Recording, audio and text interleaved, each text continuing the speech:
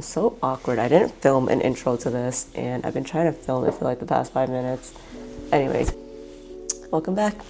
I have just finished editing this 1-year vlog in Seattle. It's definitely taken me a bit of time to edit this vlog. I think combination of a lot of things, but I'm just really excited to finish it up and be ready to almost share it with you guys. I mean, sharing it now with you guys, I guess. Gosh, it's been over a year now. It's been over a year living here, and I can say a lot has changed. Honestly, this whole year has just been a roller coaster of highs and lows, and truly it's one that I always want to remember. So here I am putting it in vlog format.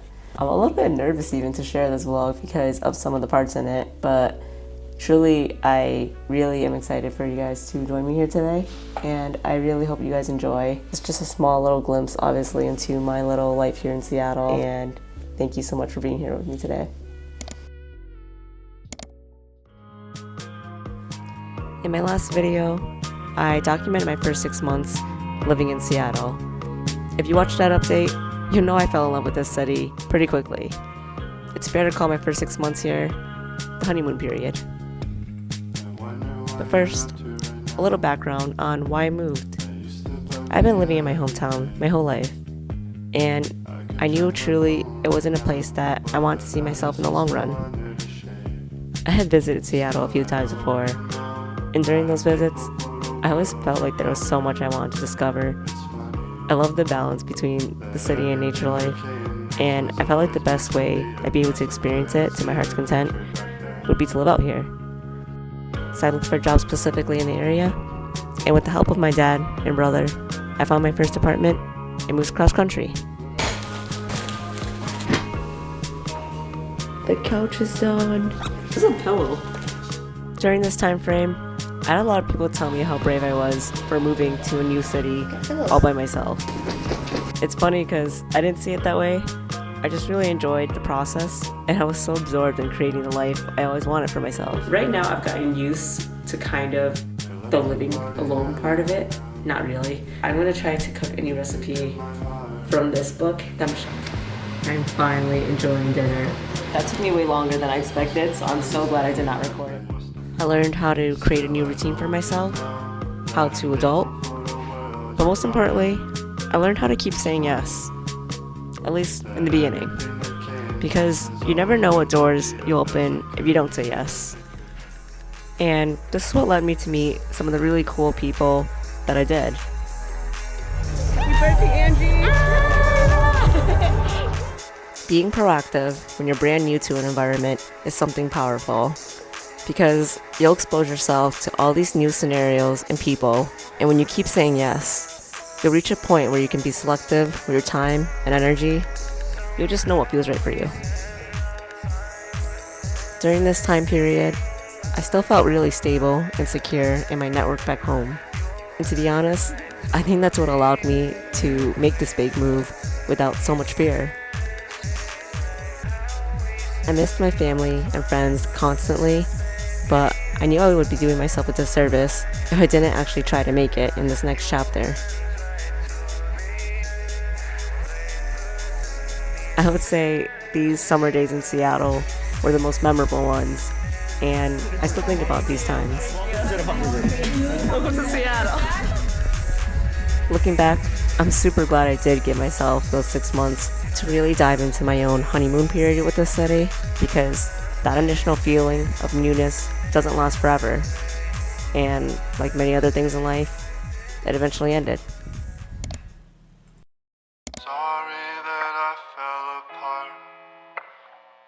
It wouldn't be a proper year in Seattle if it didn't include some dark and rainy days. It's funny how those colder weather months were almost right in alignment with my mental energy. There's a saying that goes, wherever you go, there you are. Moving away doesn't automatically rid you of all your existing problems. In fact, some life problems that were inevitable to come up, I might even say, became more amplified. Facing issues became increasingly more difficult, and I started to feel more of the strain that long distance created in some relationships. Miscommunications are easy to occur, time becomes limited, phone calls in the digital world become the only real resource to feeling any sort of reconnection most days.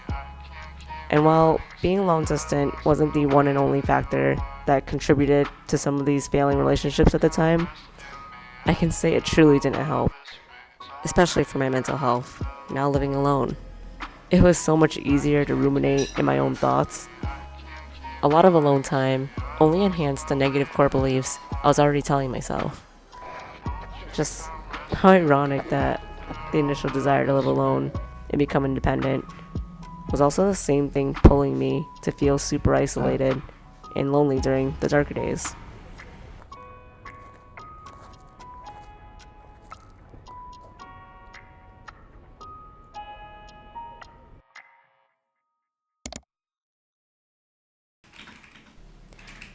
I went through a series of dark months where I had a whole lot of self-reflection.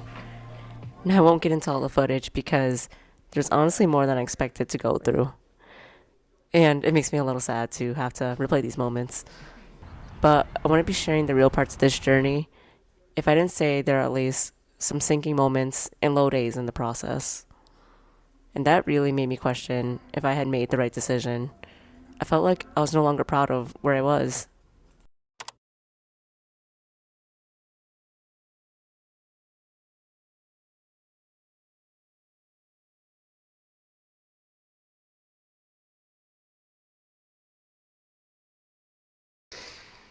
I haven't been super transparent about like a lot of the struggles that I've had to deal with since moving out by myself, but one of those struggles is feeling extremely lonely sometimes. Like, it's funny because when people ask me how Seattle's going right now, it's like I achieved everything I wanted to do as far as moving and making friends and networking and being in position with my career and my job. And I literally have what I wanted so badly. And now I'm in the position where I feel like I had to lose a lot of things to get to where I had to be right now. Part of me is like, was it worth everything that I lost? But part of it's also like, I know the things that I've lost are not things that belong in my life anymore as well. I feel like I've reached a new chapter of my life where I needed to lose those things. I needed to move on. Okay, it's embarrassing. Like, I feel extra emotional right now. I get super emotional when I think about the past or when I think about the old life that I had or even the old mindset that I used to hold. It's like life can literally pass you by so quickly. And if you don't hold on to those moments and treasure them a little bit, it's so quick to just take them for granted. This is my reminder to myself to keep on putting in the work, even if today doesn't look like how I want it to right now. And one day I will reach that point where I feel so secure in myself and feel so secure in this decision that I made.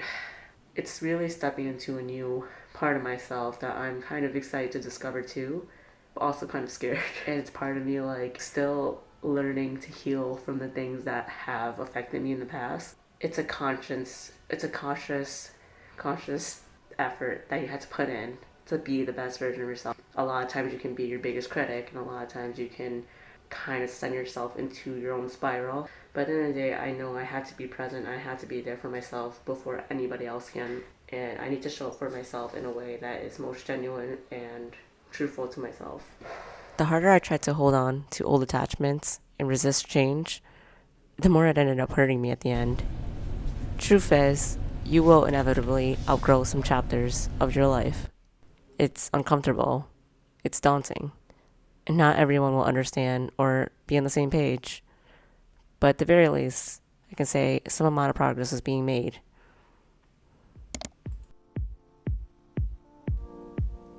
When I wasn't in my overly reflective or self-sabotaging thoughts, I was honestly busy just trying to distract my mind from the mental hole that I found myself buried in. In a weird way, those distractions actually ended up opening another door for me. In my first Seattle winter, I leaned into snowboarding as sort of my hedonic activity. I can say at this time, it was one of the few things that actually gave me a feeling of excitement and joy again. I was leveling up my skills, healing my mental state, and I found a community within the sport that aligned with my interests and where I saw myself wanting to grow next. I didn't fully realize it at the time, but moving to this city presented me with communities that I wouldn't have otherwise come into contact with. Which also leads me to say that you may find a whole new community that fulfills you in an unexpected and unimaginable way, as long as you allow yourself to be open enough to it. So specific.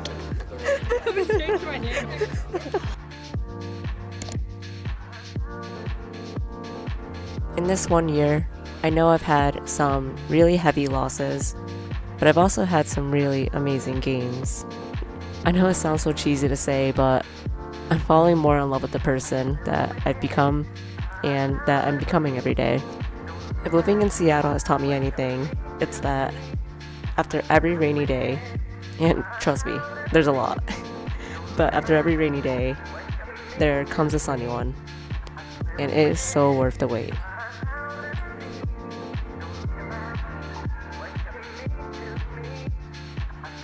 This is my sign to you, Ellen, if you're watching this later on, that you are on the right track. You are healing, you are doing just fine, and you have to allow yourself permission to just be happy again, to just feel things again, to just fucking be excited again. Like, nothing's gonna be perfect, no one's gonna be perfect, you are not perfect, sure, but just allow yourself to make the mistakes that you're gonna make anyways, and just show up for yourself first. I hope that explains a little bit of my new piece that I'm trying to find, new piece that I'm trying to create. Oh my god, that was a bird behind me, and I thought that was a person. Vlogging in public is like still awkward for me. Okay.